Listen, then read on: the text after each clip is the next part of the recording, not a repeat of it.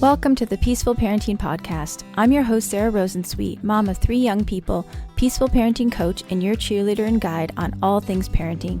Each week, we'll cover the tools, strategies, and support you need to end the yelling and power struggles and encourage your kids to listen and cooperate so that you can enjoy your family time. I'm happy to say we have a great relationship with our 3 kids. The teen years have been easy and joyful, not because we're special unicorns, but because my kids were raised with peaceful parenting. I've also helped so many parents just like you stop struggling and enjoy their kids again. I'm excited to be here with you today and bring you the insight and information you need to make your parenting journey a little more peaceful. Let's dive into this week's conversation. Hey y'all, before we dive into today's episode, I have some really exciting news to share with you. This is our 100th episode. I can hardly believe it. 100 is amazing. Such a milestone. And I've just, over the years, I've gotten so much wonderful feedback from all of you and how much you love the podcast. And honestly, I love making the podcast. So to celebrate, we are having a giveaway. If you would look back and choose your favorite podcast episode or even use this one, but choose a podcast episode that you love, that you want people to know about, screenshot it, share it, tag me or send it to me.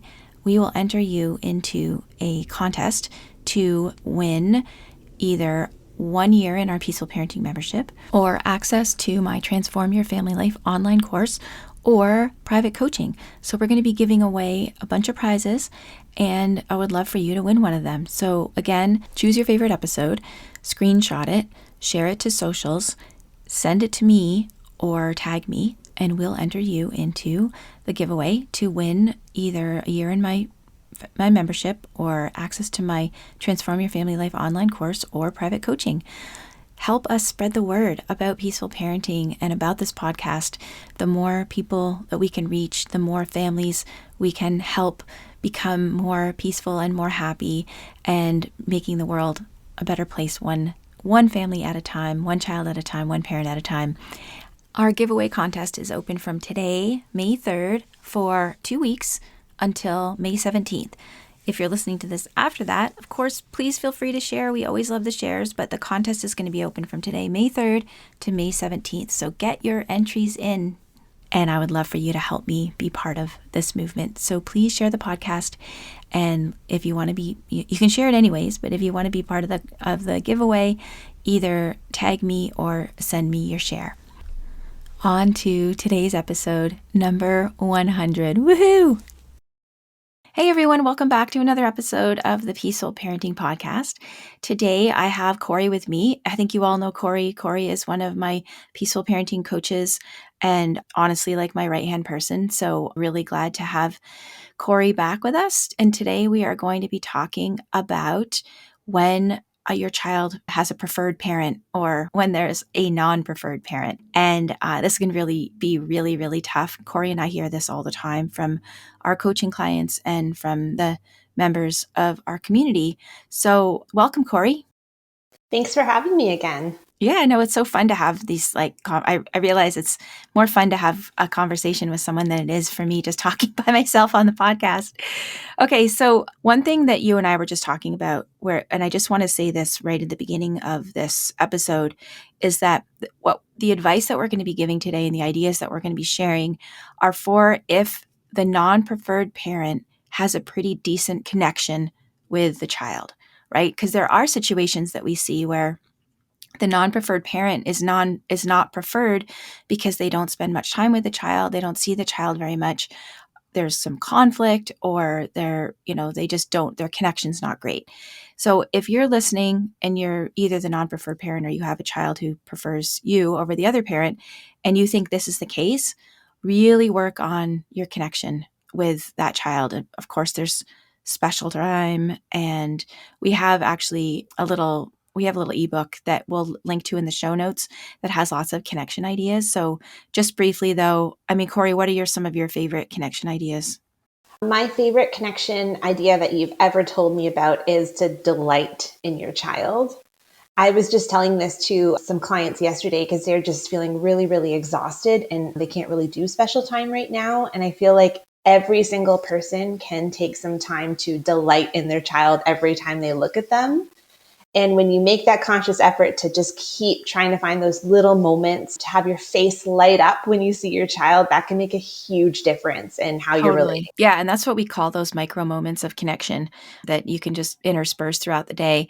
And I think even, if your child has a non preferred parent, maybe, and you're working on connection with them, maybe even like making yourself scarce is helpful, like giving them some time alone together, leaving the house or them leaving the house together and going to the park or going, for walks or bike rides or whatever. So we've got like this sort of the small ways that we can connect and delighting in the child, and also laughter and roughhousing. And then also maybe bigger ways. I remember once when my kids were younger and my husband was feeling like his connection wasn't as great with my older son. He was probably like 8 or 9 at the time. He actually took him like on a hike, and they stayed at a hotel for the night just so that they could have like time together, just the two of them. And that was really nice to do. Okay, so for the non-preferred parent, you and I always talk about how it's normal to have a primary attachment figure and a secondary attachment figure, especially when kids are littler. So I think we want to assure parents that this is normal. It doesn't mean that you're not doing a good job or that you're not a great parent if you're not the preferred parent. It just is, it's a normal thing with child development, right? Yes, such a normal thing. And this is talked about so much. Attachment is such a big buzzword right now. So I think people are feeling a bit more self conscious about the idea.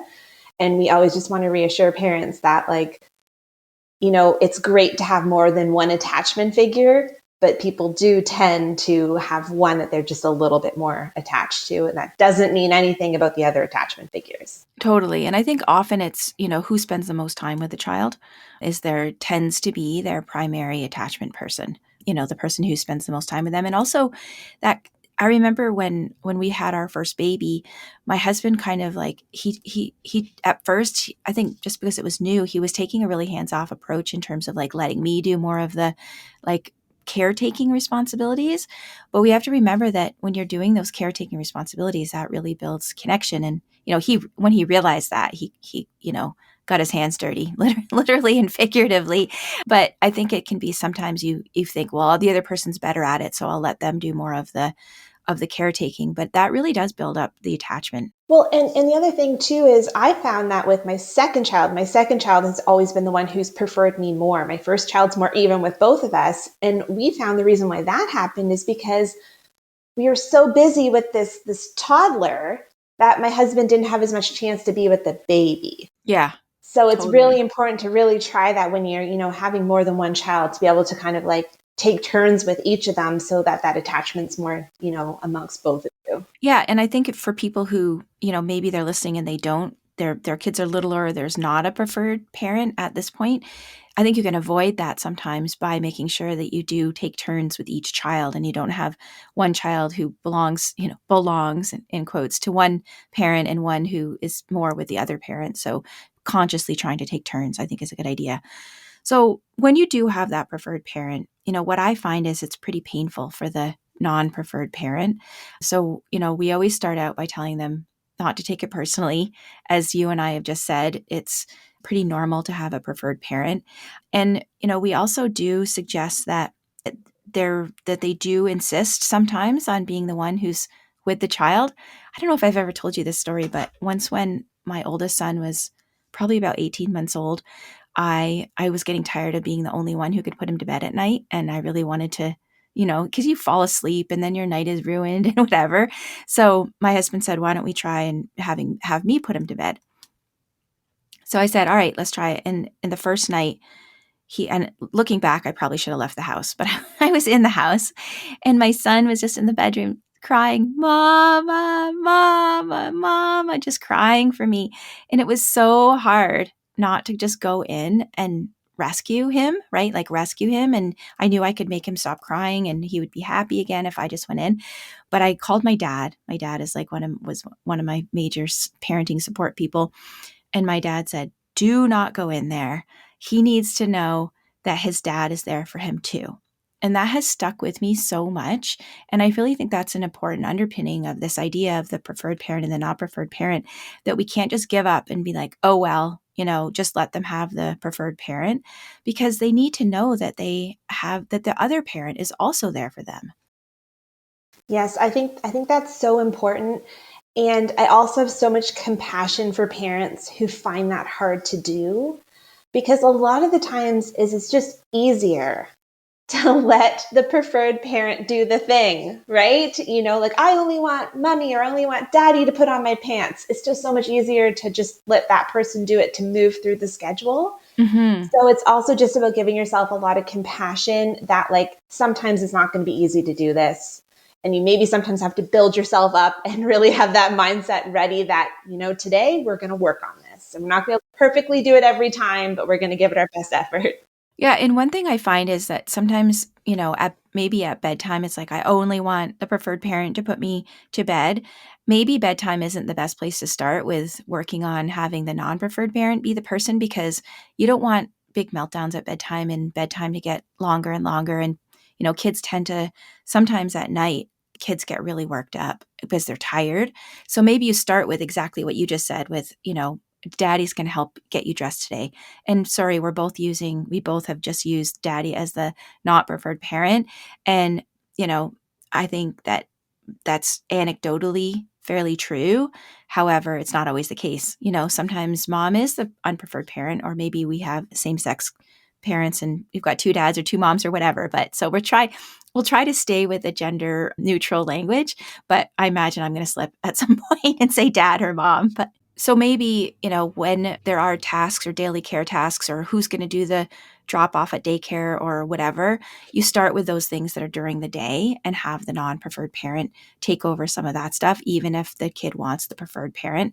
And maybe you work up to bedtime. If it's not a huge deal and you're not going to get big meltdowns, we love the idea of alternating bedtimes, right? Yes, alternating bedtimes is such a good idea, because then, it's a little bit harder if you have more than two children, but trying to just have that special end of the night time when you're kind of slowing down and snuggling and being together, or just 100% focus on reading to a child, is such an important connection time when kids are feeling kind of like their defenses can be let down a bit. So switching is such a good idea. Yeah. And so you can work up, if you do think you're going to get meltdowns at bedtime, you can work up to that.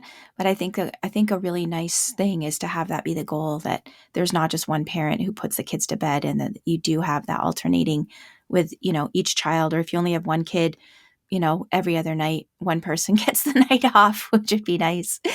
Okay. So what do we want to say to that non-preferred parent when, say, the parents are going to really go for this and say, we're going to try to work on having the non-preferred parent do some of these things, even if the child is unhappy. And I want to say it's okay if the child is unhappy, right? So yeah, it's really okay if the child is unhappy. And that's also a chance for the non-preferred parent to show up. Like my dad said, my husband had to show my son that he was there for them. And it's really okay if the child is unhappy about it. And the parent, this is the script that I want non-preferred parents to remember. I know you wish that your preferred parent could, help you put your clothes on or put you to bed or whatever it is. So we want to empathize with the child. You really wish that preferred parent could be here with you. I know, I get it. I love preferred parent too. Wouldn't it be wonderful if preferred parent could just be with you all the time? So we want to empathize with the child. And then you want to say something like, and at the same time, I'm here with you and I'm going to take care of you and I love you and this is our time together.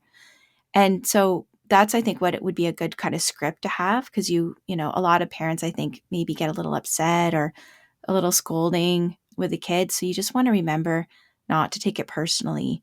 So what are some things that you think you could a non-preferred parent could remind themselves of? Well, I think this is the perfect time for your classic line of the, even though my child is not happy about being with me right now, I'm still worthy and lovable. And we were talking about this in our membership group the other day. This is one of our favorite things there, is office hours, when we get to be with a bunch of parents and help them together. One of the parents was just saying how painful this is for, once again, this is a gendered situation for her husband, who's not the preferred parent. And I was saying to her that you just need to let let him know that if you do this over and over again, trust that there will be a shift. And we have found that in my own house, that with my one son who tends to prefer me, this happened recently where we had been doing this switching forever, and all of a sudden he started really just wanting me again on the nights at bedtime. And he was crying and crying and crying, but I had to just control myself and stay with my other son. And my husband had to just keep telling himself, like, this isn't about me. He loves me, pumping himself up. And once all the crying was over, I was able to then eventually get back to my younger son. And he said to me, I'm not angry at daddy and I'm not angry at you. I just really love you. Aw, that is so sweet. Yeah, so it was his way of saying, like, it's not that I don't not like my daddy or I don't not prefer my daddy. I just really wanted you right now. And I think that's such an important perspective for us to remember, that they're not necessarily rejecting you. They just are needing this other person right now. Right. Yeah, no, I love that. And I think two good points in that. I mean, one, just that reminder not to take it personally. I'm still worthy and lovable even though my child is crying for the other parent. And also, this is not about me, right? So it's not about me. It's not an emergency. So just kind of trying to keep yourself calm and empathetic and not take it personally. And if you do find it hard to not take it personally, maybe a little deep dive into like what's underneath that. What's the story you're telling yourself about being a good parent or a good person, and really working on that. Maybe this is something that comes up in your life at other times. It's hard for you if people are unhappy with you, or hard for you if people don't like you. So that's just something to think about if it's really like, more than just an annoyance, right? If it really feels painful. And I think the other thing to think about is having an agreement with the other partner that they're not going to come and rescue, right? So as I wanted to go and rescue, quote, rescue my son when he was crying and crying for me. So luckily I had my dad to like coach me to not go in there, because I think that can really undermine what the other partner is trying to do. At the same time, maybe you do have an agreement that the other partner knows that if it becomes too much, they can signal you somehow. So you can know, like, okay, as long as I'm not getting that signal, it's not too much for them and I can just stay out. So maybe having some agreement ahead of time, I will come and get you if it's too much, if I'm, starting to feel dysregulated, or I think that this has gone on long enough, I will come and get you. But otherwise, I think the preferred parent has to stay out of it. And the thing that we also need to remember is, we're talking a lot about how hard it feels for the parent being rejected, but it's also equally hard for the preferred parent, because you do feel like you're abandoning your child if they're in distress and want you. And it's extremely exhausting being the one that your children want the most, because you feel like you're not getting any time alone and like everyone needs you too much. Yeah, totally. That's such a good point. It can be really tiring. And so I think that we have to avoid, if we are the preferred parent, it can be tempting to just give in to and be kind of a martyr about it. And so I think it's, maybe your non-preferred parent is fine the way it is, right? Okay, I get to watch TV every night instead of putting the kids to bed. So I think sometimes maybe even the preferred parent has to step up and say, this is too exhausting for me. It might be okay with you, but it's too exhausting for me and we need to work on this, right? So, one of our clients, the way that they're dealing with this is the parents alternate by leaving the house and going to the gym, which I think is amazing because they're doing amazing self care and they're completely out of there. So that it's just easier to not have to fall into any of those habits or patterns. Totally. And I think that's a good point to just, we kind of touched on that a little bit, but to specifically say, leave the house if it, at bedtime, oh, I know you want mommy, mommy's not here, which is a lot easier than mommy's downstairs. And you were telling me before we started that those clients that you have that do the alternating nights of putting the kid to bed and going to the gym. And in this case, is it the mom that's the preferred parent in this Yes, it case? is. Yeah. So, and you were saying that the kid is actually goes to bed really easily for dad and not so easily for mom. Why do you think that is? So, this is one of those really counterintuitive things where our kids are often worse behaved for the people they're closest to. I mean, we talked a lot about this with a lot of our routine podcast episodes where, when a child comes home from school, they fall to pieces, whereas they've been perfectly behaved all day at school. So it's just that when you're with your safe person, sometimes that's when all of that, your emotional backpack comes out. We talked a lot about this with our nighttime routine one, where bedtime is a separation. So for a child who, when they're with their preferred parent, it can be even more painful to say goodnight and to have that parting because they don't want to have that separation from you. So that's also a totally normal thing to have happen where it's, easier for the non-preferred parent, which that seems, totally counterintuitive. Yeah, and I've had the exact same thing happen with clients that I work with. And often the preferred parent thinks, what am I doing wrong? Like, why are they so, quote, good for the other parent, and why do they give me such a hard time? Well, it feels like they're giving you a hard time, but they're just having a hard time. And I think that that speaks back to, you touched on it, but that attachment piece where you feel when you have a stronger attachment with a person, you feel most safe with them, and when you feel safe, you can like let it all hang out, right? And I'm not talking about that they're actually not safe with the not preferred parent. I hope everyone knows that I don't mean that, but it's just like that, the safety, the perceived safety of they're going to love me no matter what.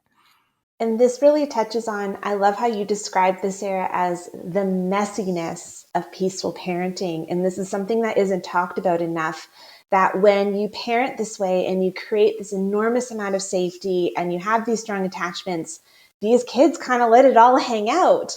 And that makes us always think that we're doing everything wrong. And we just need to really reassure everyone that that shows you're doing it right. Mm-hmm. Totally. When my middle son, who often a lot of my stories are about him because he was so intense, but when he was in like junior kindergarten, he was having a really hard time at home. Just a lot of meltdowns and aggression, and just like, and I think it was a little bit of a delayed response to having his sister born, and he was just having such a hard time. And I talked to his teachers, and they almost like didn't believe me. They were like, he is the most well behaved like leader, like he's a model student, and like they literally were like, we almost don't believe you. And I asked him about it, and I said, I was joking around, but I said, why are you so good at school and so bad at home? And he said, I don't like to get in trouble by strangers. But I think it's that piece, like, he was like really going to keep it together at school because he didn't feel totally safe and comfortable, not that they were strangers, but that was his way of explaining it. Yeah, that's such a sweet way. I love how they can, when you ask them, how they can actually explain how this feels for them in their own way. So it's really cute to hear. Yeah, totally. I don't know, this is a little off topic, but another thing he said around that time was, I love babies, but I want to pinch them. It's like that mixed feelings that he had its finger on, right?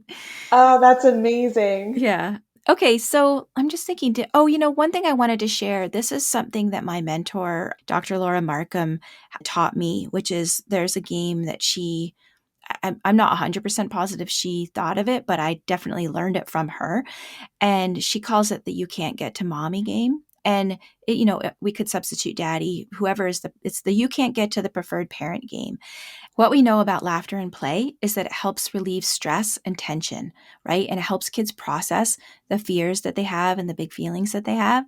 So when there's a preferred parent, she suggests that you play this game, which is you have like, say you're sitting in the living room, you've got the preferred parent on the couch and the non-preferred parent on the other side of the non-preferred parent in the middle of the room, the kid on the other side of the room. And the game is that the kid has to dash past the non-preferred parent to get to the preferred parent. And the preferred parent is sitting there waiting, smile, open arms, and the non-preferred parent is supposed to try to catch the child and stop them.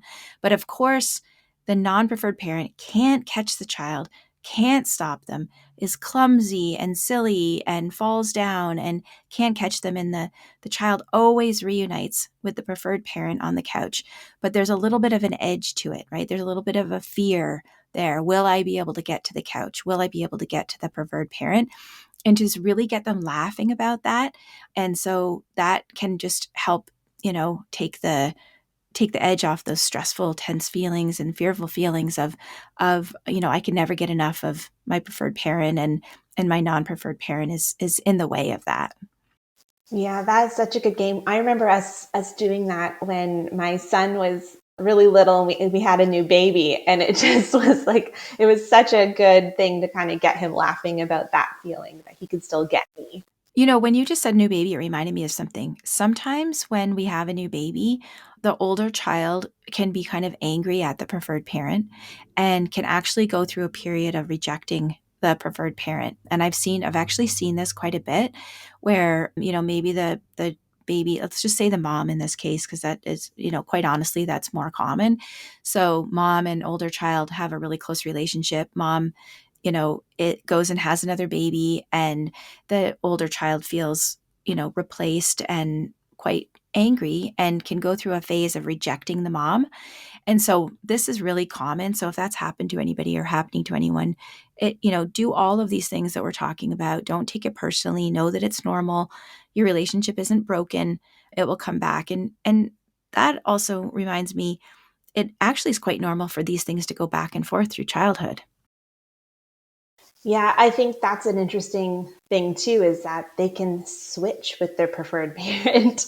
And it's funny for one who's been the preferred parent for a long time. They're like, I just need a break. And then all of a sudden the child's choosing the other parent. And you're like, wait a minute. Yeah, exactly. I miss that. I miss being the number one apple of your eye. That's right. And that actually kind of brings me back to, I think, the last big idea of this that's really important is, I think as partners, it's really important that you two talk about this and give each other space and empathy to feel the feelings about whichever spot you're in, because it can really easily turn into the like, I have it harder because I'm being rejected. No, I have it harder because I have to do all this extra work. And that's not going to get you anywhere. So, taking some time to really each truly give each other empathy for how challenging, being in this dynamic is for both of you. Yeah, because we tend to see just human nature to see our own suffering as the hardest, right? And both sides are equally hard. Maybe the preferred parent has less time and freedom, and maybe the non-preferred parent gets their feelings hurt, and both of those things are hard. Yeah, both are really hard. Yeah. All right. Well, I think we can wrap it up. I just want to leave you all with the comfort, hopefully, that this too shall pass. It doesn't last forever. You can work on it. And hopefully all the strategies that we have shared will be helpful. Thanks, everyone. And I just want to remind you of a couple of things. We have our free How to Stop Yelling at Your Kids course that helps you with all sorts of self-regulation. You can go to sararosensweet.com/yelling. And also, Corey and I would love to support you. So if you are interested in coaching, you can go to my website, sararosensweet.com, and there is a button there where you can arrange a free short consult where you can talk to me about coaching with one of us, because we are here for you and we would love to support you. Thanks, Corey. Thank you. Thanks for joining us today. Don't forget about the giveaway contest. Choose your favorite episode, screenshot it, share it to socials, tag me or send it to me, and we will enter you in to a giveaway contest to win either 1 year in the Peaceful Parenting membership, or access to Transform Your Family Life online Peaceful Parenting course, or private coaching. So please help us spread the word and reach more families and change more lives. Thanks, everyone. Thanks for listening to this week's episode. I hope you found this conversation insightful and exactly what you needed in this moment. Be sure to subscribe to the show on your favorite podcast platform and leave us a rating and review on Apple Podcasts. Remember that I'm rooting for you. I see you out there showing up for your kids and doing the best you can. Sending hugs over the airwaves today. Hang in there. You've got this.